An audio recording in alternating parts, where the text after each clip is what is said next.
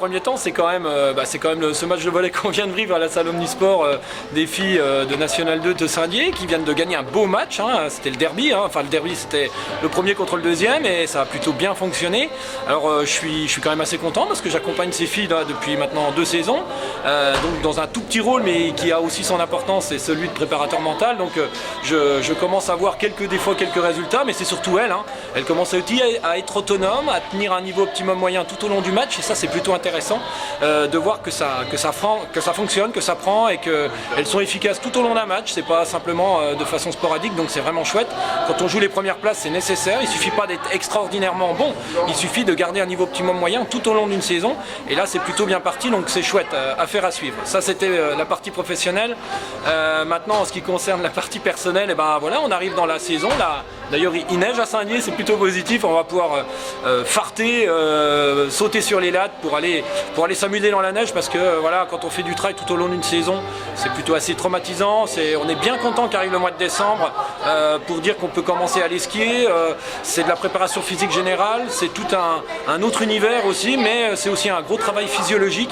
Il y a moins de chocs que quand on court et c'est plutôt un jeu encore plus que la course à pied que de skier, et c'est un réel plaisir. Ça c'est pour la partie préparation physique générale de cette période de l'année, qui va découler quand même sur une grande traversée du Jura de 200 km organisée par Patrick Bohard, une transjus quand même, ça c'est la version hiver, et puis après je vais avoir une saison sportive assez différente. J'ai envie qu'elle soit surprenante et créative, donc je vais aussi rester dans des sports qui me sont chers, mais pas que du trail. Ça va aller vers un gros défi au mois d'avril en ski roue, faire le tour du département des Vosges, ce qui va faire un peu plus de 460 km d'une traite au départ de l'auberge du Pied du Honnec, tenu par Jean-Marie Hatton, le copain là-haut. Et puis ensuite, je vais aller vers un swimrun, un ultra swimrun que je vais faire avec Sarah Vioille. Mais au mois de juillet, je vais aller faire une course dans le désert de Gobi, 250 km. Et puis je vais tout doucement glisser vers le triathlon de Gérardmer. Voilà aussi des défis différents. Voilà. Quand même depuis une paire d'années que je suis à 4-5 ultra trail par an, j'ai aussi envie d'ouvrir mes horizons, ouvrir mes chakras, j'ai envie de te dire.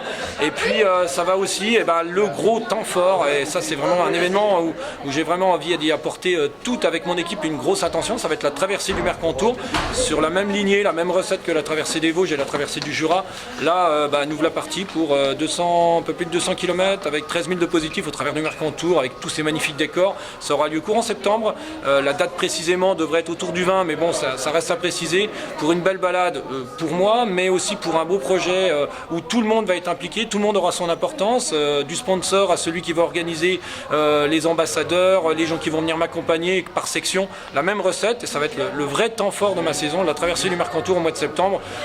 Puis voilà, en gros, ça commence à se préciser, quelques trails quand même, où je vais être invité, où je vais en profiter aussi pour faire des conférences pendant ces trails, parce que c'est aussi une grande partie de mon activité maintenant, donc un peu partout en France. Je vais prendre aussi le temps de faire des tournées maintenant au travers des différents trails où je suis invité pour en profiter pour échanger, pour partager aussi avec les coureurs. Non pas que je sois plus malin qu'un autre, mais j'aime ça aussi, partager de mon expérience, de ce que j'ai pu découvrir sur moi et de le transmettre au travers de conférences avant les grandes courses ou avant d'autres courses un peu partout en France. J'ai envie d'aller à la rencontre de toutes les personnes qui me suivent maintenant depuis, j'ai envie de dire tant d'années. Je suis pas si vieux que ça, mais quand même depuis tant d'années. Enfin voilà mon actualité. Voilà, des surprises, donc des nouveaux défis. Tu as envie de t'éclater en 2018, on le sent. Oui, alors j'ai envie de m'éclater, c'est un fait, mais je me suis fixé un programme sur 5 ans qui va vraiment aller vers un gros défi personnel. Ce serait l'objectif final dans 5 ans. Donc chaque épreuve que je me suis fixée à partir de maintenant doit avoir un lien de près ou de loin avec ce gros défi fixé dont je ne révèle pas encore, mais ce sera quelque chose dont que je vais totalement être hors zone de confort, où je n'aurai aucune idée de ce qui est possible qui m'arrive. Ce sera en solitaire, ce sera quelque chose de majeur, voire un point d'orgue à ma carrière sportive entre guillemets, mais en tous les cas de ma carrière d'aventurier et de défi que je me lance là sur 5 ans. Donc chaque épreuve maintenant que je vais me fixer ne sera pas forcément que du trail, ce sera toujours quelque chose en rapport avec ce défi assez extraordinaire où moi-même à l'heure actuelle je suis presque capable de dire que c'est impossible, et c'est ça qui m'intéresse, c'est que j'ai réussi à trouver un truc qui me semble impossible à l'heure actuelle, et que je vais tout mettre en œuvre pour dans 5 ans être capable de réaliser quelque chose à l'heure actuelle impossible, mais qui va vite le devenir. Ouais, tu aimes le danger, tu aimes sortir de cette zone de confort, c'est ce que tu dis, quoi. Le trail a été quelque chose qui m'a révélé dans un premier temps, mais surtout qui m'a fait découvrir en développement personnel quelque chose que je suis allé chercher depuis 2009-2010. J'ai acquis un point d'orgue en 2014 avec ce top 10 à l'UTMB, et puis après, j'ai envie de dire, c'était juste de la cerise sur le gâteau, parce que atteindre un apogée à passer 30-35 ans, il faut pas rêver, ça se tasse. Et puis j'ai pas envie de terminer de façon pathétique mon sport, à toujours refaire la même chose pour aller chercher quoi après. J'ai réussi à obtenir ce que je cherchais, une méthode, une façon de faire, être en paix à peu près avec moi-même sur des tas de choses, acquérir une méthode, acquérir tout ce qui concerne le trail, et j'ai envie de mettre ça à profit d'autres activités et d'aller chercher d'autres sports, d'autres aventures. Alors ça va être des sports avec dossard sur des épreuves comme le swimrun ou comme le triathlon, mais je vais aussi aller vers des épreuves à défis personnels au long cours, monter de vrais projets, et c'est ça qui m'intéresse. C'est pas seulement moi qui va être mis en avant, c'est toute une équipe pour monter de vrais projets qui vont me mener au fur et à mesure des années vers plutôt un penchant d'aventurier où des défis vont être de plus en plus fous peut-être aux yeux des gens, mais moi qui vont vraiment être aussi de diversifier ça pour élargir ma palette de compétences en termes de sport et d'aventure humaine. Tu comptes sortir du territoire ? Oui, je vais sortir du territoire, auquel cas je vais aussi, ça va être peut-être de la haute montagne, ça va être dans l'eau, ça va être un peu dans tous les éléments.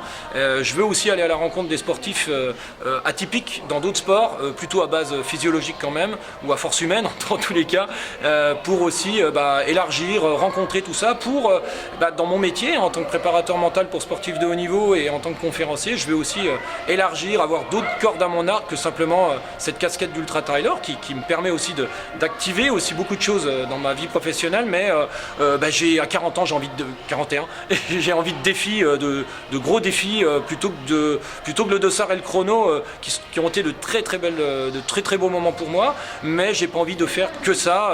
Il faut se dépêcher maintenant parce que 60 ans c'est demain, donc il faut vite que je me dépêche. Est-ce que tu as des modèles en termes de coaching, de communication parmi des sportifs de l'extrême ou d'un autre domaine? T'inspires d'autres gens ou pas? Mon inspiration dans un premier temps, en 1999, il y a un type qui s'appelle Mike Horn. Alors en ce moment tout le monde en entend parler parce qu'il passe à la télé sur M6, mais moi j'ai découvert ce gars en 1999 au travers de son aventure qui s'appelait Latitude Zéro.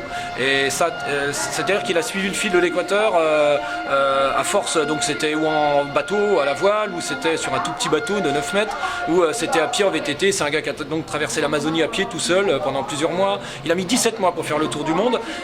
Et ça a été, dans tous les cas, même si j'ai fait du trail, en arrière-pensée, mon modèle, ça a toujours été Mike Horn. Depuis 1999, ça a vraiment été ma référence.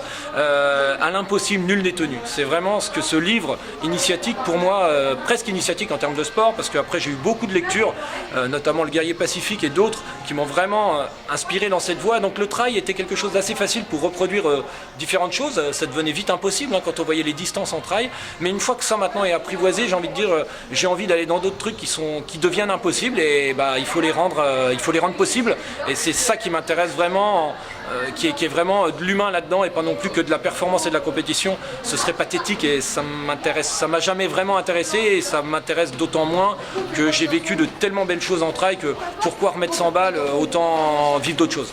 Bon, pour conclure, tu disais que tu étais dans le partage, donc le 23 décembre, tu invites justement les gens à un petit plaisir. Alors oui, le 23 décembre, ça devient presque une institution maintenant à Saint-Dié, donc autour de la salle Omnisport jusqu'à la roche du Sapin Sec, qui est un peu, c'est la montée des Schlitters, c'est un peu notre montée à nous dans le coin. C'est 5 km 550 de dénivelé positif, et puis c'est gratuit, c'est ouvert à tous. C'est de partir le plus vite possible à la roche du Sapin Sec. Les premiers attendent jusqu'au dernier, enfin jusqu'à la barrière horaire d'1 heure, mais généralement tout le monde arrive en moins d'1 heure pour arriver. Les derniers sont les plus ovationnés, j'ai envie de dire. Il y a 4 ans, on mettait ça en place, on était 13 au départ. Un 23 décembre, c'est toujours le 23 décembre à 18h. Et puis l'année dernière, on était 400 coureurs, donc c'était plutôt chouette, c'était un bel événement. Cette année, on remet le couvert d'année en année. Et ce qui m'attire le plus là-dedans, donc c'est notamment cette notion de partage. Alors les coureurs, oui, il y en a de plus en plus qui font du trail, forcément il y aura du monde, mais si toutes les personnes qui n'ont pas forcément forcément l'habitude d'aller dans le massif, c'est l'occasion de prendre une petite lampe, une casserole sous le bras et de monter sur le flambeau. Un petit flambeau, ce que vous voulez, mais allez-y en famille, c'est l'occasion. Vous ne serez pas tout seul en forêt, peut-être perdu. Venez sur notre terrain de jeu, accompagner les coureurs, les supporter. Et mon rêve ultime dans cette épreuve, ce serait que du départ au Sentier du Paradis, au début de la montée des Schlitters jusqu'à la Roche du Saint-Passec, il puisse y avoir de chaque côté une ribambelle de supporters, de casseroles, de crécelles et tout ce que vous voulez, de cloches pour encourager tous ces coureurs. Ce serait vraiment une belle fête. Et puis ensuite, ça se poursuit avec modération, parce que le lendemain, il ne faut quand même pas oublier que c'est Noël, une belle fête dans les bars de Saint-Dié.